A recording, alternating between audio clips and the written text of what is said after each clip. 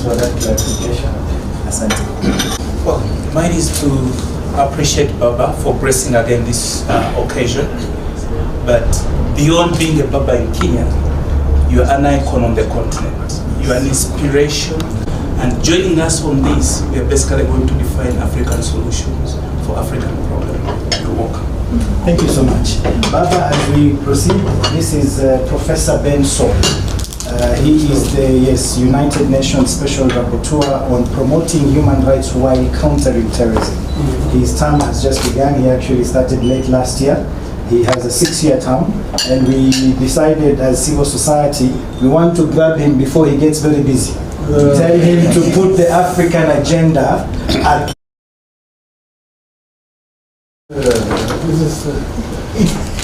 for the Africans, so that at least you have something to remember this conference from, apart from the so there's a t-shirt in here. I don't know if it's your size, so that you can try you. We'll try later. We'll try later. Because of time. Yeah. So we request to take a group photo before we get in at the booth, so then we can get into the conference.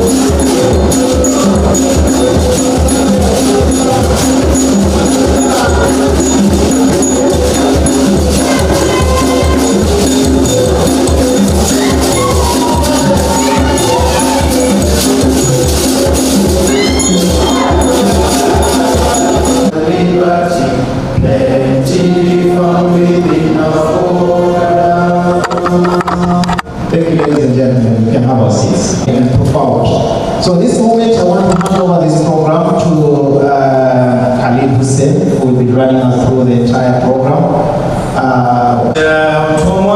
Ontomwa, most of you might know him for his work, excellent work at the KTN, Kenya Television News Network. But he's also an activist because I was just trying to hold his seat so that it doesn't look empty for the pictures. But kindly get him to come so that we can also have the African Union on the high table, or we call it the high floor. So, there it is. So, program for the day, just to introduce our guests because they were not here when we were doing the introductions.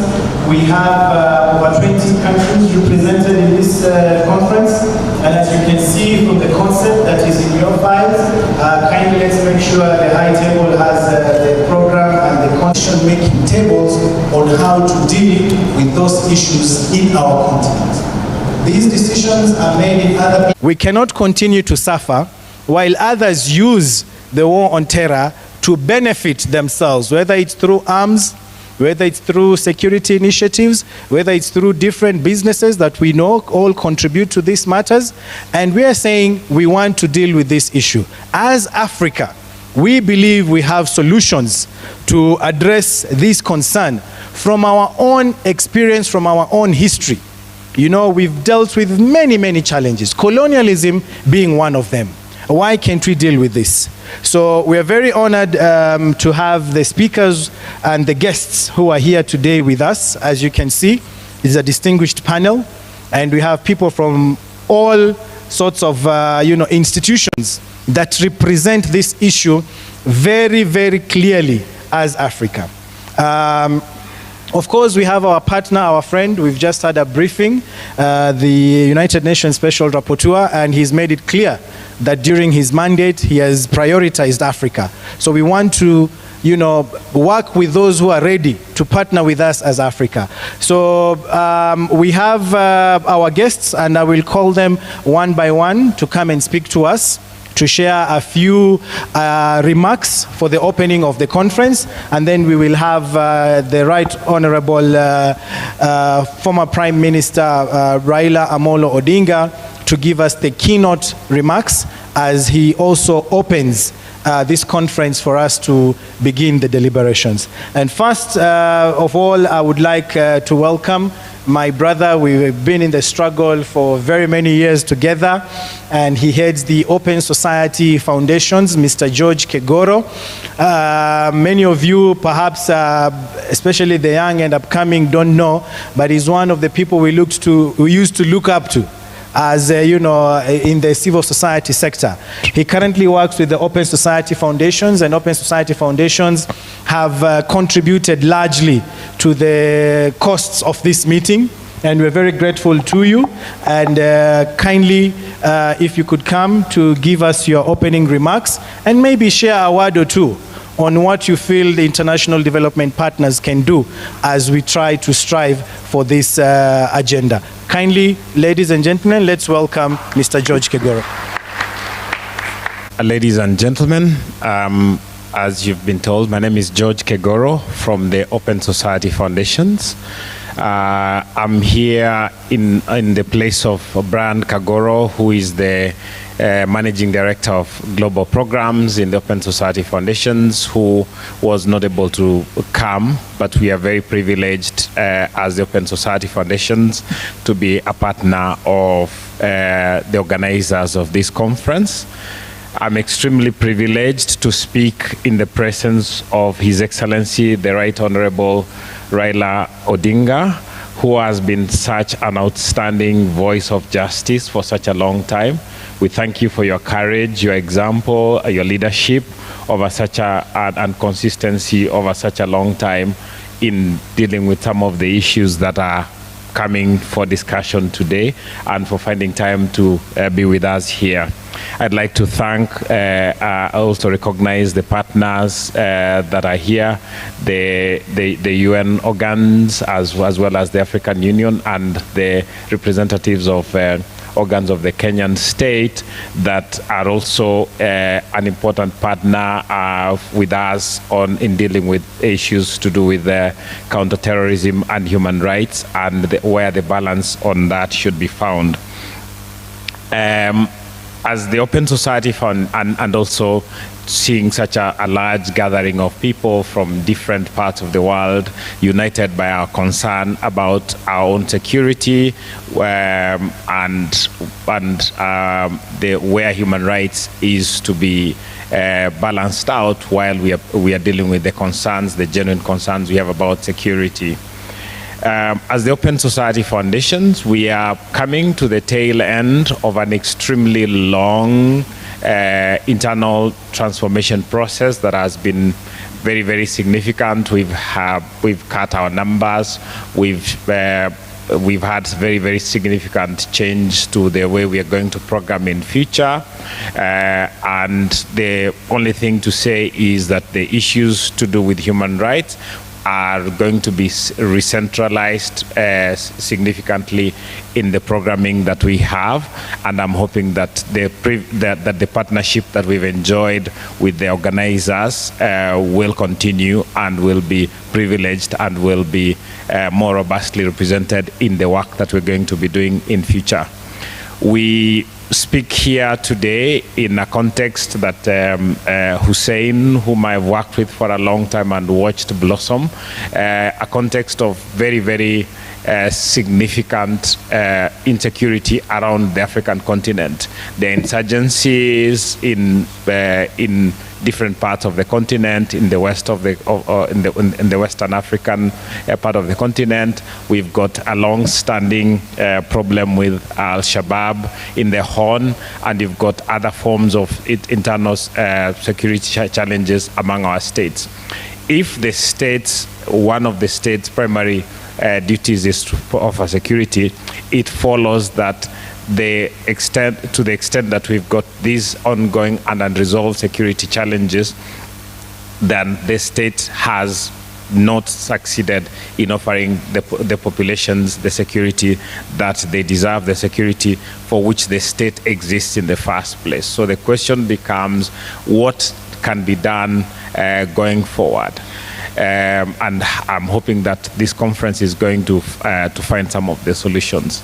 What we've also faced is significant human rights abuses that are carried out in the context of endeavors by the state, our states, to provide security, and those human rights abuses are often justified as a necessity, as a necessary byproduct of the provision of security. We say as human rights actors that that does not have to be the case and that there can be a better balance. We have come in the eastern part of in the eastern part of the African continent from a long engagement with Al-Shabaab, induced insecurity in the Horn, in the coast of Kenya, in Somalia, and Ethiopia, and the countries in the region. In the early years, the conversations around the threat of Al-Shabaab had a particular tinge that has changed now, so that there isn't a public discourse now about how security is being managed. We've had a gradual removal of the involvement, the engagement with insecurity from public debate. So what instead we have is security leaders telling us we have dealt with the problem and you don't have to worry about it anymore. We feel that there needs to be more transparency about these issues. We feel we need to be told in which ways, what security threats we face in the first place, and how the states have gone about dealing with those threats, and whether or not the way in which they deal with those threats ensures the continuing promotion of human rights. So I call on more transparency, including in the arrangements that our governments have with their Western or global North promoters. The government of Kenya has just come from a state visit in the United States, where we saw that they signed an additional set of agreements on security cooperation. The content of those agreements needs to be more deliberately projected to the public, not as well as the actual strategies that are represented by that security cooperation. Because if we don't have public scrutiny, we can't be sure that what we are signing up for in the end represents our common good. Again, thank you very much, all the organizers, and as the Open Society, we are very, very privileged to be part of the conversation this morning. Asanteni sana.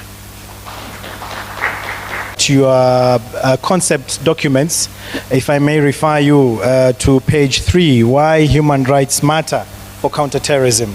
You know, we're saying, first of all, it's to build public trust and legitimacy. we want the public to be with us. This is not something that is driven by the states only. Countering terrorism, preventing and countering violent extremism should be an initiative of everyone, the entire community. We call it the whole of society approach. So when we ensure human rights are promoted while countering terrorism, we build the public trust. It's also about addressing the root causes of conflicts. It's not just about going in, killing, and moving forward, but understanding why exactly do we have this problem. You know, so when we do that, then we are able to better understand why it's even happening in the first place. Strengthening the social contract, as we all understand, you know, governance and such kinds of related issues. By promoting human rights, we strengthen the social contract. Promoting sustainable development. Without security, we cannot have development. And when we ensure that security is guaranteed and it is ingrained within communities, then we will be able to ensure that there is sustainable development. Thank you so much, Mr. Kagoro, for reminding us of those key issues. And at this point in time, we'd like to hear from our continental partner, our continental body, the Africa Union. We just had some of our partners who have worked with the Africa Union and they're here. But we have Mr. Christopher Kayoshe, who deals with these issues almost on a daily basis at his station in Ethiopia, to talk to us, to give us some welcoming remarks, and also to share with us what he thinks as civil society we can do in partnering with the African Union to drive this agenda forward. Mr. Christopher Kayoshe is originally from Rwanda, but as I've said, he's based in Ethiopia working with the African Union. A warm welcome, please, as he comes forward to give his welcoming remarks. Mr. Kayoshe, please.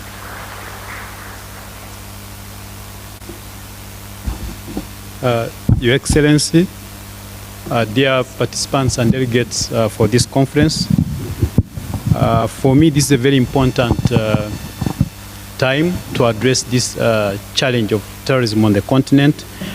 Currently, the state of play on the continent is that out of the 5 regions of the continent, each region is affected. Before, terrorism was in one part of the continent, but now almost all 5 regions there's presence of terrorism. And traditional terrorism was largely acts of either blowing up a building or hijacking an aircraft. But increasingly we are seeing terrorists occupying space, dominating territories, and also undermining the safety and security of citizens. And I think the response, the hard security response, is not working anymore. We need to rethink the responses. One of which is to not deal with the downstream issues, but rather address the upstream issues and see what causes actually terrorists. What makes somebody become a terrorist? By the time bombs go off, work would have been done many years ago. That what we see as a bomb going off is just a fruit of terrorism, of a wrong. To me, I think we should look at education. This year is a year of a theme for the continent is education. I think we should look at peace education. That should be one of our entry points. And also there should be a strong linkage between civil society and the state through what we call the Livingstone formula, in which the continent has the ECOSOC, the Economic and Social Council, which links the continent and its citizens.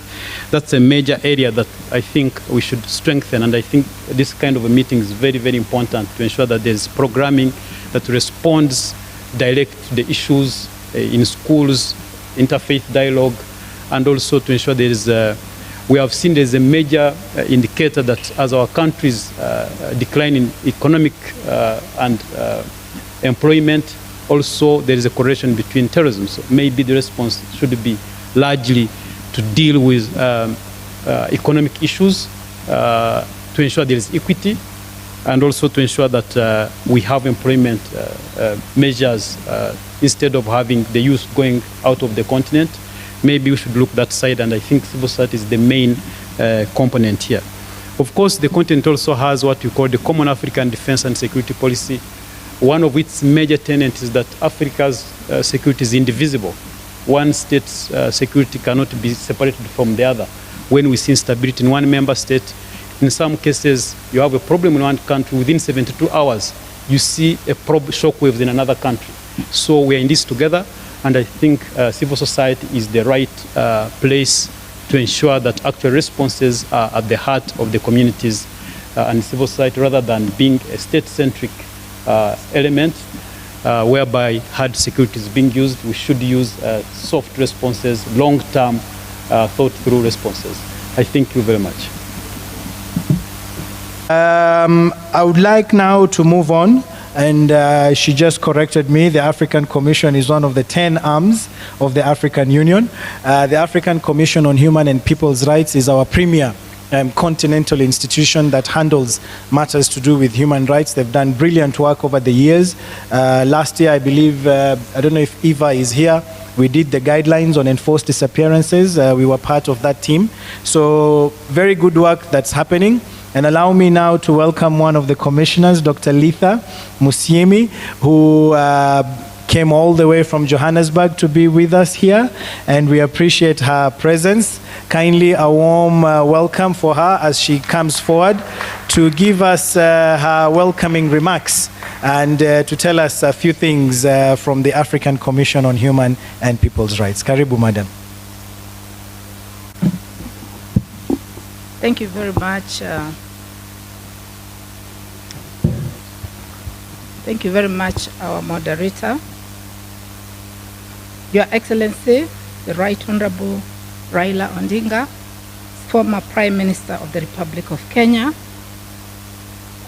representatives from the Government of Kenya present, members of Diplomatic Corps, George representing our brother Brian Kagoro at the Open Society Foundation, my younger brother from the African Union,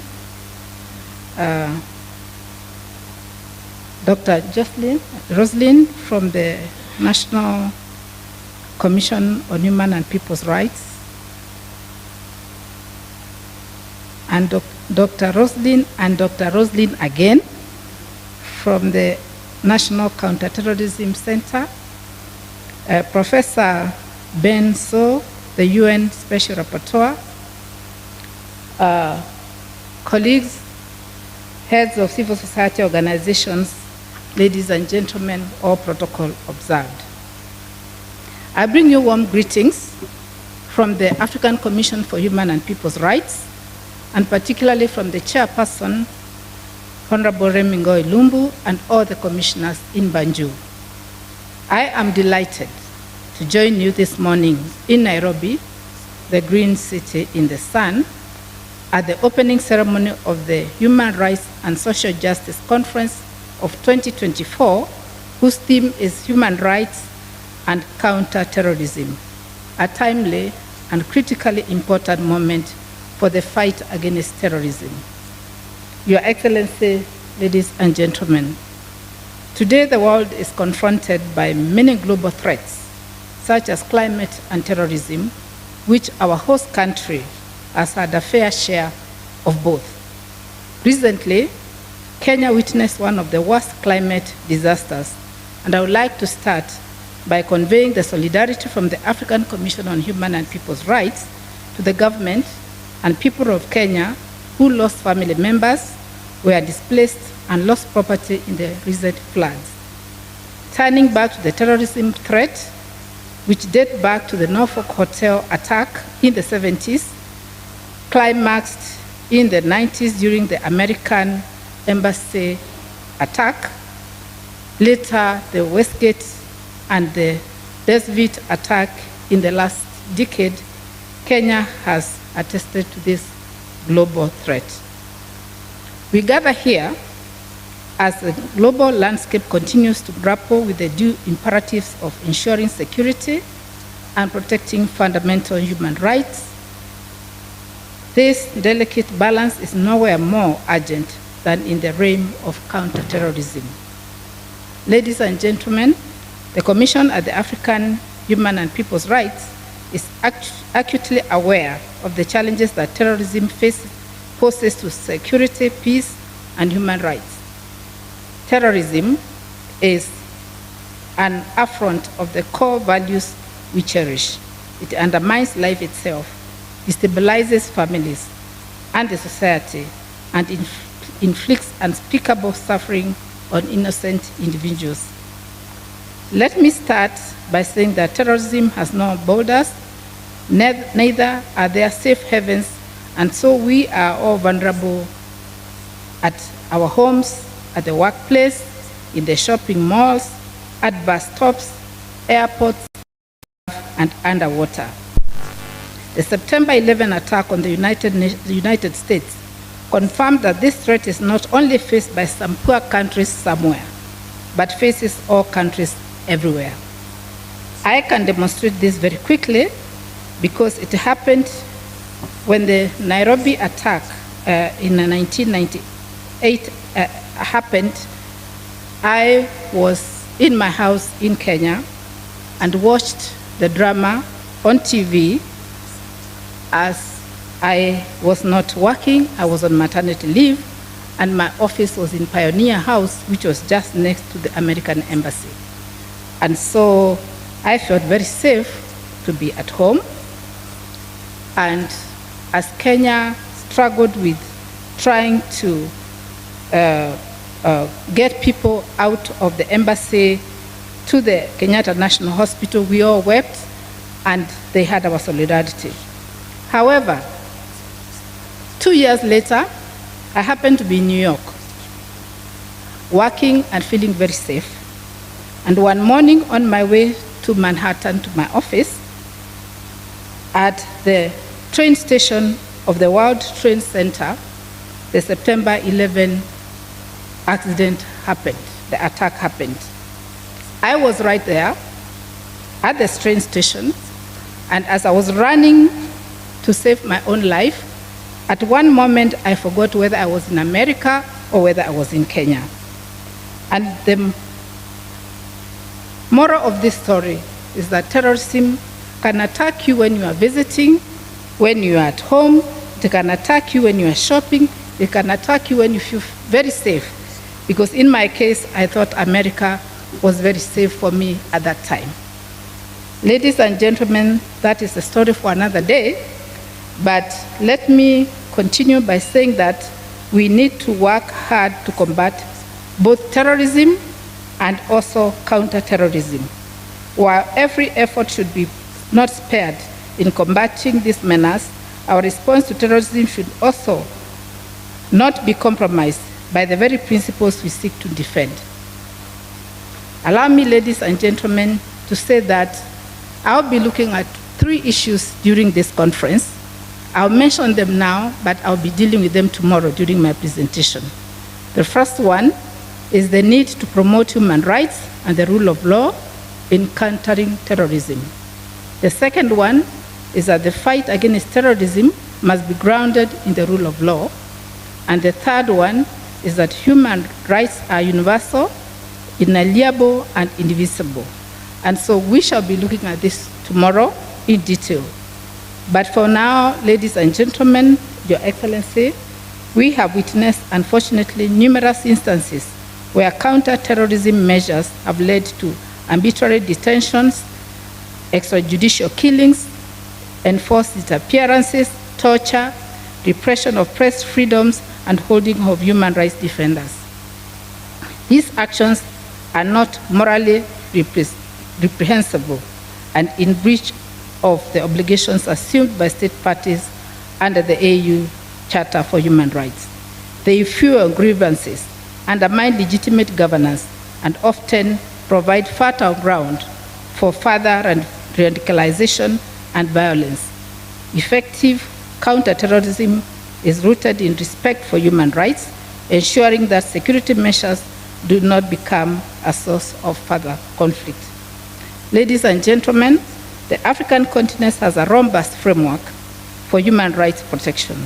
The Charter, along with other various regional instruments, provide comprehensive guidelines for upholding human rights. Additionally, international instruments such as the Universal Declaration for Human Rights, the International Convention on Civil and Political Rights, and the United Nations Global Counterterrorism Strategy outline the obligations of states in protecting human rights while combating terrorism. State parties to the African Charter must ensure that all counter-terrorism measures comply with these regional and international standards. This compliance is not only a legal obligation, but also a practical necessity. Upholding human rights in counter-terrorism enhances the legitimacy of state actions and fosters cooperation with communities. For it is communities, after all, that are often the first line of defense against radicalization. When states respect human rights, they build trust and partnership with their citizens, which is essential for effective counter-terrorism.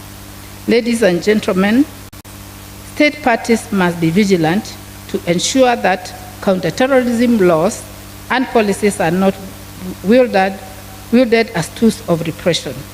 This requires clear, precise definitions of terrorism that do not encompass legitimate activities such as peaceful protests and political opposition.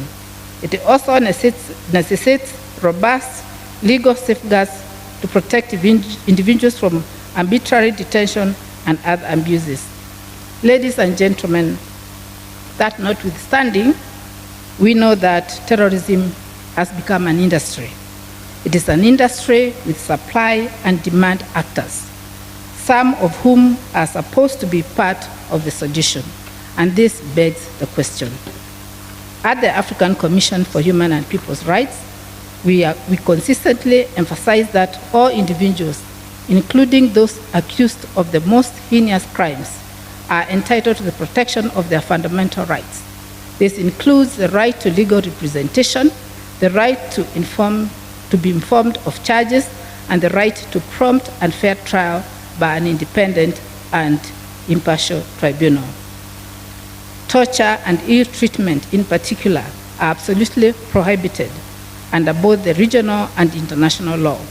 The prohibition of torture is a preemptory norm of international law, meaning it cannot be derogated under any circumstances, including counter-terrorism. State parties must ensure that their counter-terrorism practices do not involve torture or other forms of ill treatment, and that allegations of such abuses are promptly and throughout investigated. Ladies and gentlemen, as I conclude, we are confident we are confronted with persistent and evolving threats. We must do all that is under our powers to make sure that we are committed to the human rights and rule of law of our countries. Our actions must reflect values enshrined in the African Union Charter and other regional and international institutions. I call upon all state parties to the African Charter to affirm their commitment to these principles. Let us ensure that our counter-terrorism measures are not effective in only protecting security, but also in upholding the dignity and rights of all individuals. By doing so, we will strengthen our societies, build trust with our citizens, and create a resilient front against the forces of terror. The African Commission on Human and People's Rights stands ready to support you in this endeavor. Together, let us forge a path that honors our shared humanity and our collective commitment to justice, peace, and human dignity. I thank you. Too much trouble, we can get your speech and then we can make copies for participants, those who may want to read and understand what has just been said here in details. So thank you so much. Without further ado, I would like to welcome the director of the National Counterterrorism Center. They mainly work on preventing and countering violent extremism. Just to clarify that, not directly counterterrorism, preventing and countering violent extremism. And they've been working very well with civil society. If you will remember, they've done the national strategy on preventing and countering violent extremism in Kenya. They went ahead to devolve those strategies to the sub-national, that is at the county level. As we speak, all the 47 counties presently have strategies to prevent and counter violent extremism. Dr. Nyawira has been at the core of that work, and she continues to work with different actors in the efforts to ensure the country is safe by preventing and countering violent extremism. Karibu, Daktari, so that you can give us your welcoming remarks. A warm welcome as she steps forward, please. Thank you very much.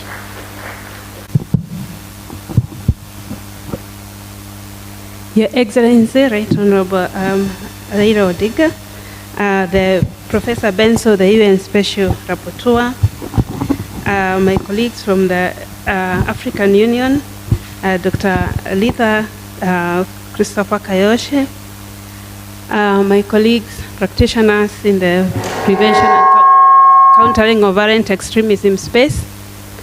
I stand before you here this morning with a background on human rights and humanitarian law, just to say that human rights, and I'm talking to a human rights practitioner audience, accrue to all of us as human beings, and we are equal, as we all know from the Universal Declaration of Human Rights, but sometimes the question begs, are we equal? We all know that we are equal, but we come in a variety of groups influenced by genetics and environment. We grow up in varied spaces with different climate and socio-cultural norms.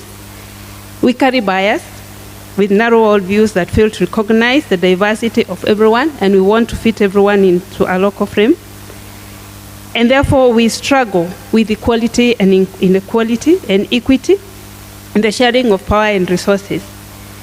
Conflict has been second nature to man. Men and women have been adjudged as inherently selfish, wanting everything for ourselves.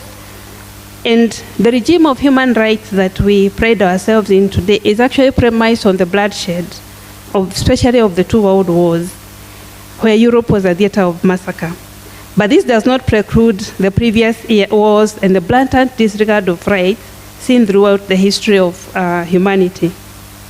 If I be narrowed down to terrorism, and to be specific, the kind of terrorism that has manifested, especially in our region in Africa in the last 3 decades, it is intertwined with intolerant ideologies that shape individuals within communities to hate those who are not part of the in-group.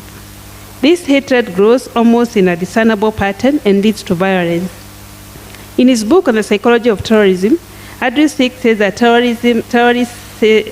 violent extremism is not simply about physical suffering, it's about making a psychological impact.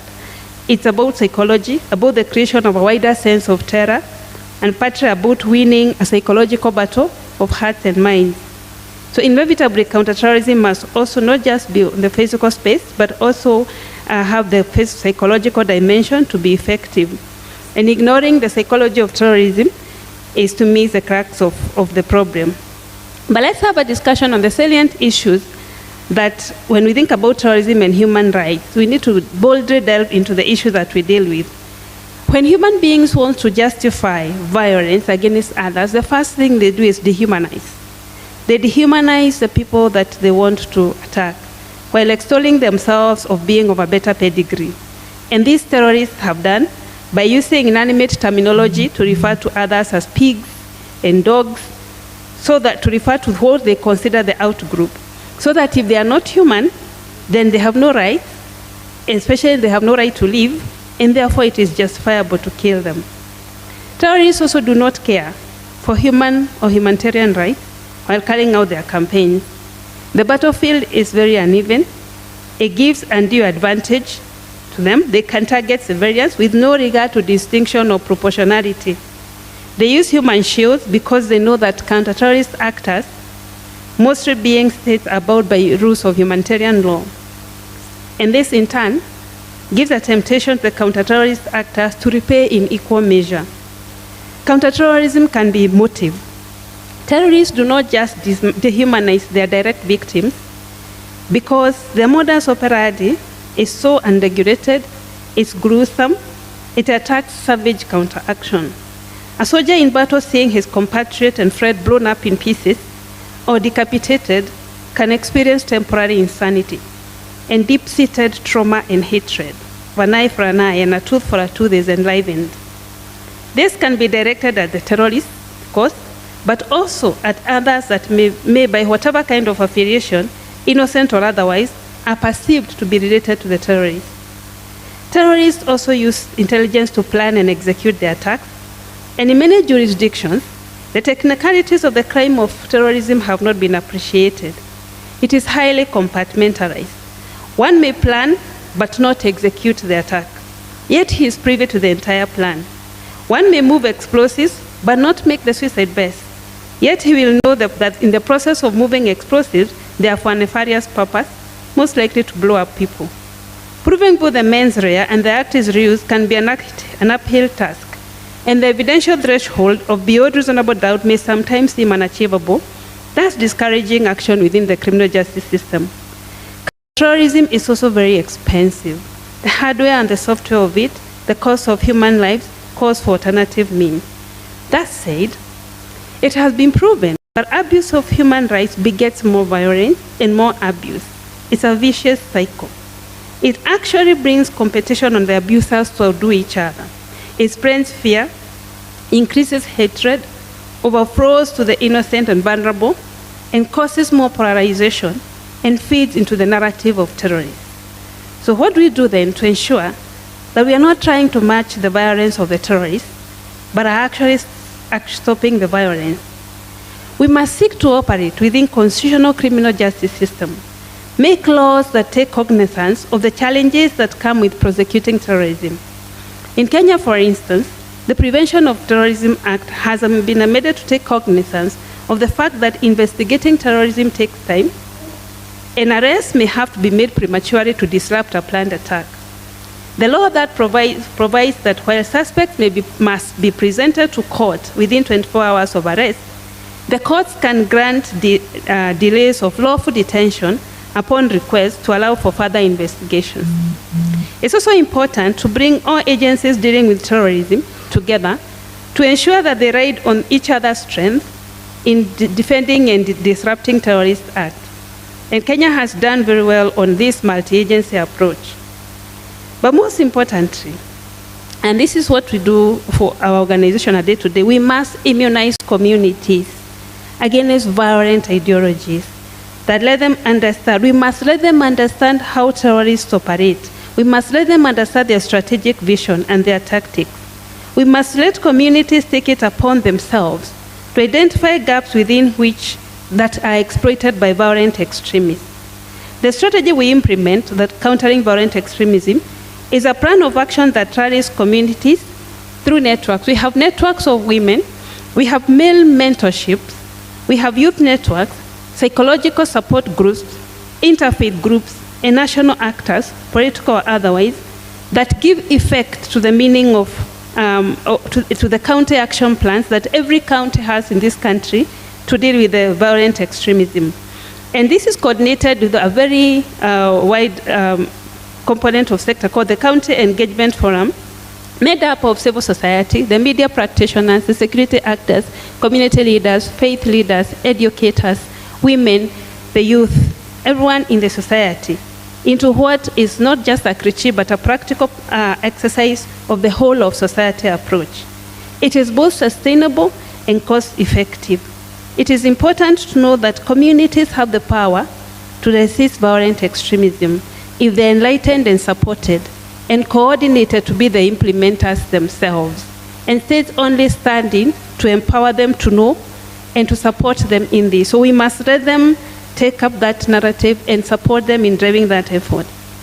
But it is also very important to mount social, cultural, and economic rights onto the pedestal on which they belong. There has been a lot of emphasis on civil and political rights. While these are important, they are not the only ones that must reach the zenith for equality of human beings. It is very important that we recognize that human rights are not just the civil and political ones, but that it is the socio-economic rights are also a priority, and that states take effort to make sure that they are also achieved. Emphasis ought to be on human security, recognizing that economic security, food security, health security, environmental security, personal security, community security, freedom from fear and want are actually human rights, and they are a formidable weapon against violent extremism. Thank you. These social and economic rights have a direct impact on security issues that we have. So that's really, really encouraging, Madam. We are very happy with your remarks, and we will continue to support you and to work with you on preventing and countering violent extremism and make our country safe. The chair of the National Commission on Human Rights, apparently there's a marathon and the streets have been closed already and she's running late. So I have taken the chair's prerogative. Kindly allow me, I have my colleagues who've worked extremely hard to make this event a success, to quickly just come before we go to our two main speakers to give us a word or two of welcome. I request you please, Dr. Yona Wanjala, to please come from the Civic Advisory Hub very briefly as we move forward, as we also take this opportunity to see if the National Commission on Human Rights person will get here. And then, of course, we'll have a director from Haki Africa, and we'll have my sister from Spaces for Change very briefly, and of course, Rosette Ocho from Vocal Africa. Khalid, our chief guest, Baba Raila Amolo Odinga, our brother, friend, in the human rights family, none other than Professor Ben. So,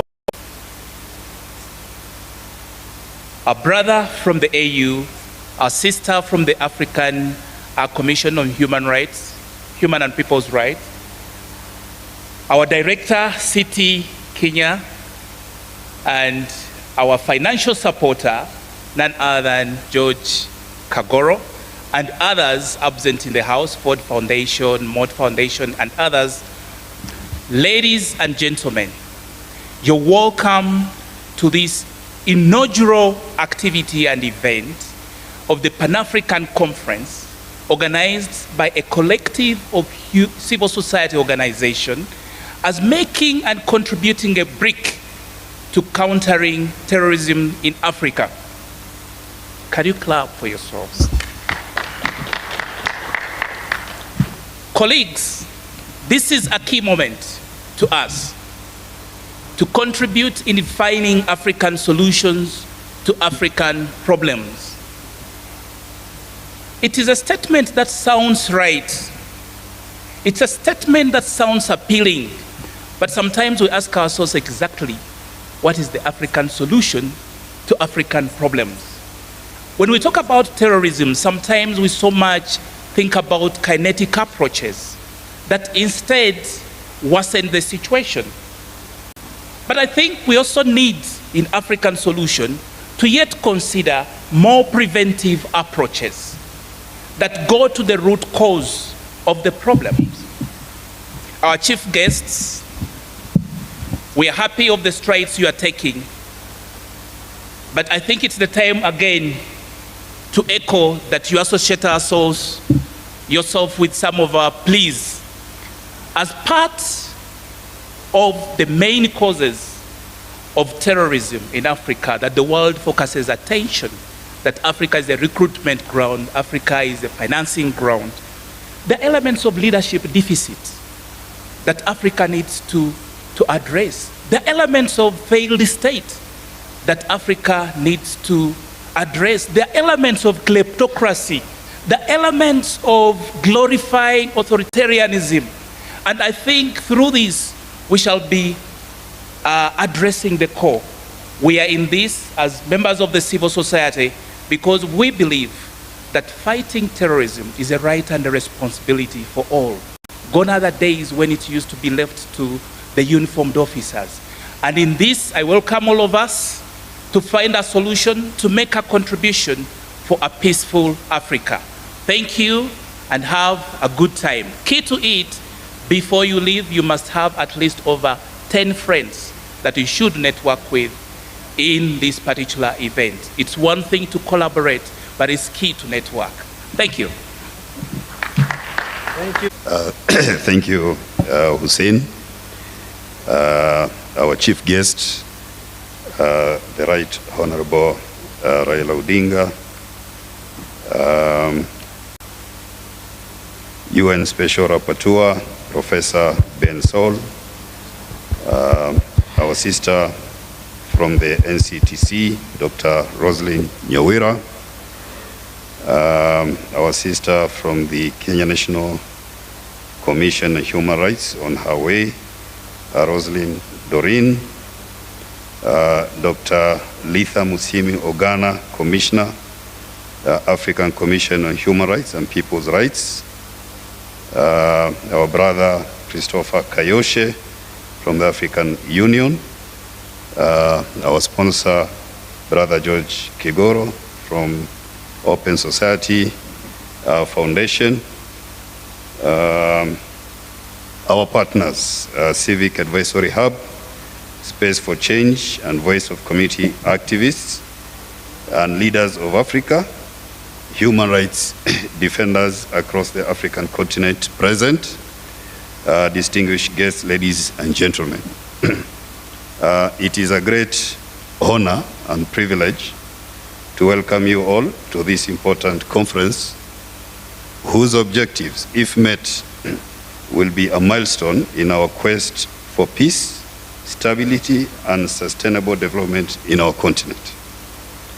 Africa is grappling with insecurity and armed conflicts, presenting a grim picture of a continent without hope of attaining peace, stability, and meaningful development. A number of countries struggle to maintain a modicum of peace and stability years after colonialism. We mourn for countries like Sudan, Libya, Democratic Republic of Congo, Somalia, to name but a few countries that have the potential of being economic giants of the continent, but are retrogressing due to lack of peace and stability in their countries. In the West, failed democracies are being violently replaced by military administrations with the support of the people, depicting a grave loss of trust by citizens of their governments. An analysis of the situation will inform us all that the root cause of this endemic state of hopelessness is failure to uphold human rights. For instance, failure to recognize national diversity and to promote inclusiveness, equality of status, and equity in our operations has led to discrimination in development plans and implementation. Marginalization of communities and minorities in development breeds desperation and a call for emancipation. These metamorphosize to armed conflicts, depriving states of peace and harmony.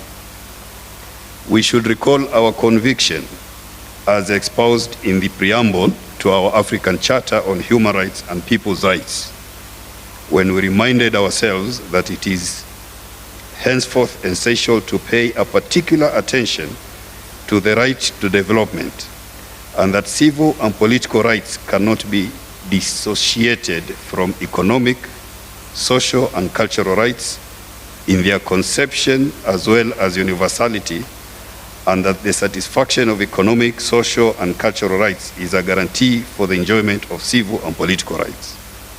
It is time that we pay a serious attention to economic and social rights of our people, lest we breed resentment, desperation, and anxiety, which are flammable ingredients for conflicts. It is Haki Africa's hope, as well as our partners, and expectation that this conference shall be a catalyst to build a Pan-African movement of human rights defenders who shall engage their respective states in upholding human rights and lead their citizenry in taking their government to account. May the Lord bless this conference. May the Lord bless Africa. Viva Comrades, viva! Viva! Viva, comrades, viva! Viva! Viva Africa! Viva Africa! Thank you very much. Thank you so much. Echoing the sentiments of Dr. Nyawira on socio-economic rights, and also the sentiments of Yona, that we need a Pan-African network, and hopefully moving forward from this conference, then we'll be able to get that. My sister from Spaces for Change, let us hear also from you. She's representing our very good friend, Madam Victoria Ibezimo Hairi, and thank you for partnering with us on this. Karibu. Your Excellency, Retired Honorable Raila, the UN Special Rapporteur, Professor Bensol, and other distinguished members of the high table, and distinguished colleagues as well. Good morning once again. My name is Shola Sam Adeniyi, and I am in Nigeria. I work to support the direction of civic space programs at Spaces for Change. And this morning I am giving this speech on behalf of Victoria Ibezimo Hairi, who is the Executive Director of Spaces for Change and who is unavoidably absent.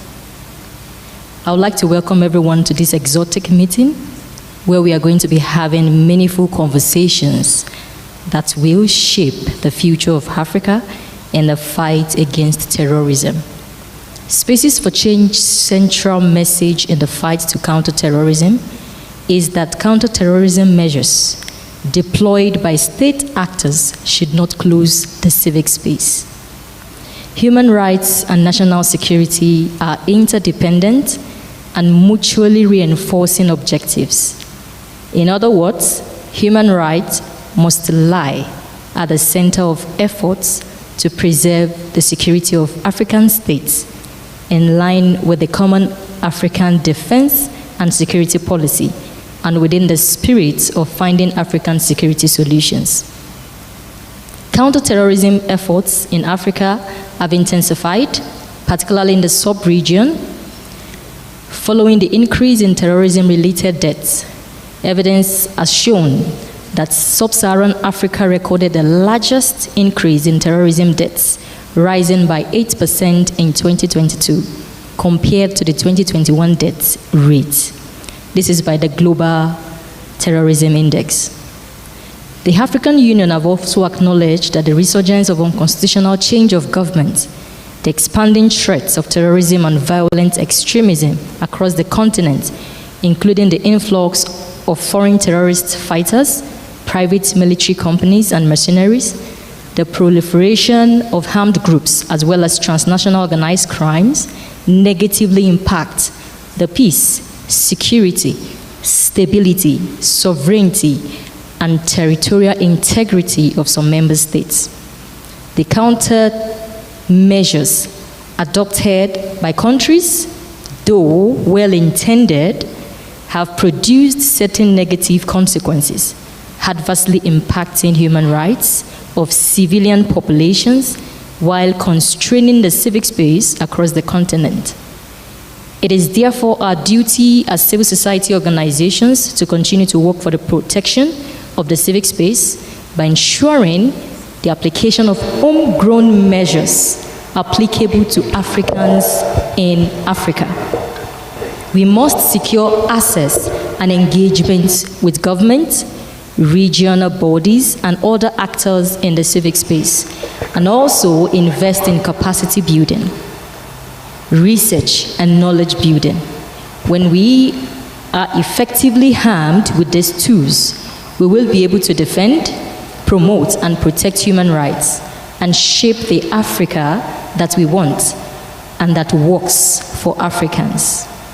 It is our hope at Spaces for Change, as co-organizers of this conference, that we will achieve our objectives of reviewing the counter-terrorism measures of African states, evaluate the effectiveness of these measures, and to formulate measures that suits Africans in the protection of human rights in Africa. We also hope that you will have a good time in this conference and also in Kenya. Thank you. Thank you. Thank you very much. And just to add a little, Spaces for Change has this research work that I would want to encourage everyone to grab a copy of it. I have displayed it at the exhibition stand. It's a very good research report that is also going to help, formulate ideas for this event. Thank you so much. Thank you so much. And please grab a copy, as have brought some of their publications. Very briefly, Rosette, so that we can then welcome Professor Ben Saul, and then to the Right Honorable former Prime Minister. Very briefly, please. Thank you very much, Hussein. His Excellency, former Prime Minister, Honorable Raila Amolo Odinga, the UN Special Rapporteur, Professor Ben Saul, the Commissioner, African Commission on Human and People's Rights, Dr. Lorin, and Director, National Counterterrorism Center, Roslyn Nyawira, our sponsor, Open Society, George Kagoro, and most definitely AU representative, Christopher Kayoshe. I want to say thank you very much for gracing us, and good morning to everyone in this conference. My name is Rosette Ocho. I believe the former directors from each organization has basically said everything. So I had a well-written speech, but noting that I've been told to be as brief as possible, I'll just want to touch on one very important thing as we deal with counterterrorism. As a youth of Africa, as a youth from Kenya, I believe that we are abused. Most of the time, terrorists use us. They use us, they abuse the social media platforms that we normally use. And as a youth, today I want to say that we need to have our voices counted. As a youth in Kenya, as a youth from Africa, please don't sit down and watch. We are the leaders of today, and we are the leaders of tomorrow. So as we have this conference today and tomorrow, kindly, the youth in this room, let's try and participate. Terrorism requires a multifaceted approach. And as youth, if your voices are not heard, they will not know whatever is troubling us. As we can see, we have people from different organizations. We have government here, we have the African Union, and we also have civil society. So indeed, terrorism requires a multifaceted approach. So if we take this approach and if we give our ideas as we tackle terrorism and how to handle it together with human rights, I believe as Africa we will go far. And as our motto, Invoke All Africa, we need to have one Africa, one voice. I think with that, without much further ado, I'll just say thank you and karibuni Kenya. Asanteni sana. We've had a slight change of the program, and we'd like to all request participants to kindly stand as we welcome our chief guest for the keynote speech, the Right Honorable Raila Amolo Odinga, so that he can come to issue the keynote speech. And then we will have a few words also from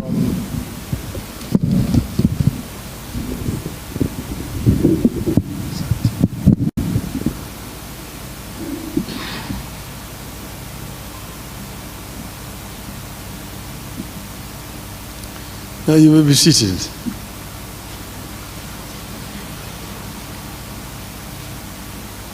The organizers of the conference, distinguished guests, all protocols observed, ladies and gentlemen, good morning. I am very delighted to have an opportunity to come and join you here this morning. I'm pressed for time because I have another engagement, but I'm very happy to see people who have come from different parts of the continent come here, gather in Nairobi, the city in the sun, to talk about a very fundamental issue. Let me take this opportunity to thank the organizers of this meeting, the UN Special Rapporteur, Ben Saul's office, Vocal Africa, Spaces for Change, Haki Africa, and Civic Advisory Hub for such an important gathering. At this gathering, I'm reminded of the profound responsibility that we carry as leaders and representatives of our beloved continent. As a continent, Africa is brimming with diversity, rich culture, and boundless potential. We want to add here that Africa is the richest continent on the planet Earth as far as the resources are concerned. It's a paradox. The richest is also the poorest when it comes to the living conditions of the people and also the issues of human rights. We are a continent that has weathered storms of adversity, emerged triumphant from the shackles of colonialism, and stood resilient in the face of daunting post-independent obstacles and challenges. Despite our resilience, we continue to grapple with the persistent threats of terrorism and the imperative of upholding human rights for all our citizens. Terrorism, in its many forms, seeks to destabilize our nations, undermine our democratic institutions, and sow seeds of fear and division among our people. It preys on the vulnerable, exploits the marginalized, and seeks to extinguish the flame of hope that burns within every African heart. But let us be clear. Terrorism shall find no sanctuary on our shores, and we shall not falter in our resolve to combat this scourge with every fiber of our being. However, in our unwavering pursuit of security and stability, we must never lose sight of the fundamental principles that define our humanity. Human rights are not negotiable. They are the cornerstone upon which our societies are built and the bedrock upon which our collective features rest. We cannot and must not sacrifice the rights and dignity of our people at the altar of security. Instead, we must strive for a balanced approach that ensures the safety of our citizens while upholding their inherent rights and freedoms. As I seek to become the chair of the African Union, given the opportunity, I pledge to lead with integrity, compassion, and a steadfast commitment to advancing the twin objectives of human rights and counterterrorism. I will work tirelessly to strengthen the capacity of our member states to combat terrorism through coordinated efforts, intelligence sharing, and targeted interventions. Simultaneously, I intend to champion initiatives that promote respect for human rights and fundamental freedoms, foster inclusivity, and empower our citizens to become agents of positive change in their communities. The struggle for promoting human rights while countering terrorism is no mean task to be achieved by any one individual. It must be a collective effort. I call upon each and every one of you, representatives of civil society organizations from across the continent, to join hands with the UN, states, the AU, and all of us in this noble endeavor. Your voices are powerful catalysts for change. Your advocacy indispensable in shaping policies that reflect the aspirations and values of the African people. Together, let us forge a path towards a safer, more just, and prosperous Africa for all. In closing, let us draw inspiration from the resilience of our forebearers, the courage of those who have dared to dream, and the collective strength of our diversity.